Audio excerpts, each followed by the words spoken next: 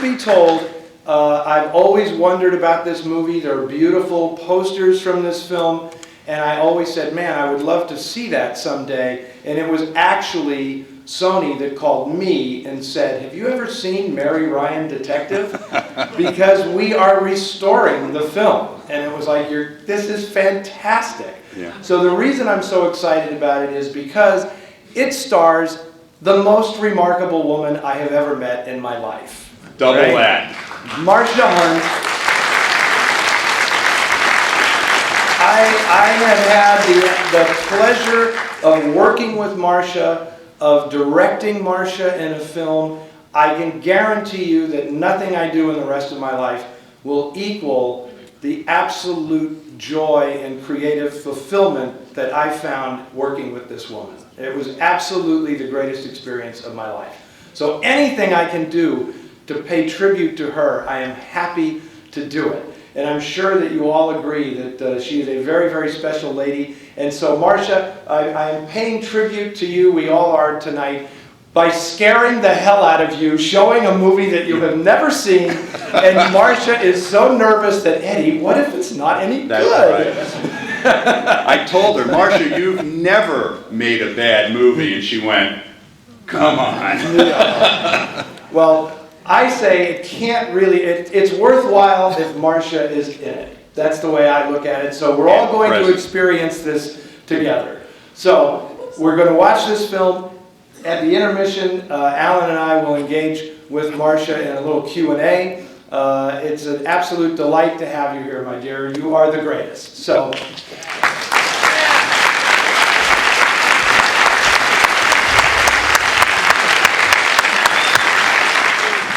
Hi out there.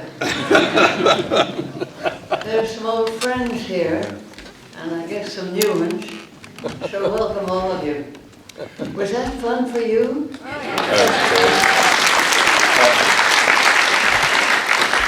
When she took the bullet out, I said to her, I had no idea how versatile you were. And she said, oh, I knew I was going to do it. Turns out I can do anything. Well, I had a great time discovering that movie. I can't explain why I drew a blank on it, but I did. I couldn't recall a single thing about that film, except that I made it, and I never saw it until tonight. I don't know how any of that happened. I think it was 1948, and I guess it was released in 49. Right. All I can explain about it was that I was between Broadway plays, out here briefly. Oh, I guess I made another film. Yeah, I did Take One False Step with William Bill Powell. Powell. Yeah, and Shelley Winters. So, I don't know where Mary Ryan disappeared to, but I'm glad she's back. It almost seemed like a possible setup for a series of films. That's what I was thinking of, because the producer Flotnow, he produced a number of the Crime Doctor and the Whistler films, and Columbia had that whole series going. Oh, really? And yeah, I thought maybe there would be a reprise of Mary Ryan. The only thing I could find publicity-wise is the turkey farm was a real turkey farm in the San Fernando Valley. And you found out about it because they were busted for jewelry racketeering. Right. That was Chester Clute, by the way, was the actor who comes in to the police station and does that whole bit with the turkey. Yes, he was quite good. Now, do you have any recollection at all of this Abby Berlin who directed the picture? Who was not a woman, by the way, but a man. Yeah, I remember liking him. When I heard his name, I kind of had a positive reflection about it. But the film, nothing. And yet it was fun. So I'm glad we all saw it. And I was talented. There was nothing I couldn't do. I never thought I was going to see you backhand an old man sitting in a chair. No, no end to her skills. Right. I gotta tell you, Marsha, this is a big thrill, I think, for me and a lot of this audience to see you playing bad.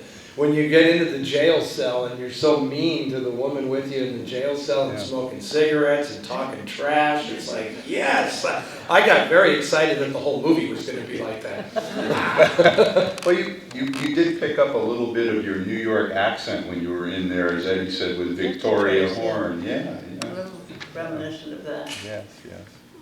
I have to change the subject. I just have to pay tribute to this occasion.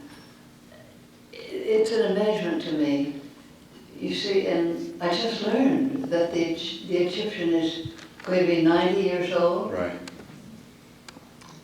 And I'm 94, so if we figure that out, when I was 11, and you do the math, I'm not that good, I had a summer vacation for New York, came out here to California and Hollywood, and was taken to something called the Egyptian Theater.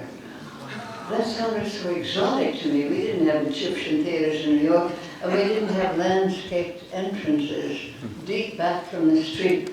The whole thing was magic. And there was a Piggly Wiggly or Pig or Whistle or something. Pig and Whistle right outside. Next door. Right. I remember that from age 11, but not Mary Ryan. Well, thank you. But you know, at 11, I had dreams. I was going to be an actress and I was going to be in movies. And to be here on a night when two of them are playing is beyond wildest dreams. So I just had to tell you, this is a thrilling night for me. And also to be with my two great friends. This noir family has adopted me, and I'm having such fun and seeing some fascinating movies with them. So I guess we're all a large noir family, aren't we? How noir was everyone? That's what noir is all about, bringing people together. Right. Noir, feel the love. Actually, you know, the last time the three of us were sitting down together, as I recollect, was in your living room, and we were getting ready, you were getting ready to shoot your movie with Eddie, and we were going through wardrobe. That's right, that's right. Yes, Marsha wanted me to block out the film with her in her living room to prove that I knew what I was doing, so that she felt that she was in good hands. And I have to tell you, I was not joking in the least when I said that making that film with Marsha was just the greatest creative experience. And here's what you gain when you have Marsha Hunt in your cast, is your crew works really, really hard and really, really fast because they want to get to the breaks so that Marsha can tell them stories about all the people that she knew in Hollywood. It was incredible. So it would be like, oh yeah, then there was the time that, you know, Orson would come over for dinner, and then, you know, Benny would sometimes drop by. And you realize you're directing this woman who's been directed by all the great Hollywood directors, and you just feel like, oh my God, what am I doing? And she makes it all so incredibly easy. We shot a scene in a kitchen, very cramped. It was like, I felt like this must be what it was like when they were shooting the Texas Chainsaw Massacre or something. It was like 10 million degrees in this kitchen, and everybody was very tense, and the tempers were rising. And I said, you do know that it's the 90-year-old who doesn't have a bead of sweat on her and is perfectly composed. I think we can all take a lesson from this woman. She was absolutely fantastic. So. It was great fun working for them. I haven't made a film in decades, and it was fun to find out if I still knew how. But this was a fascinating adventure.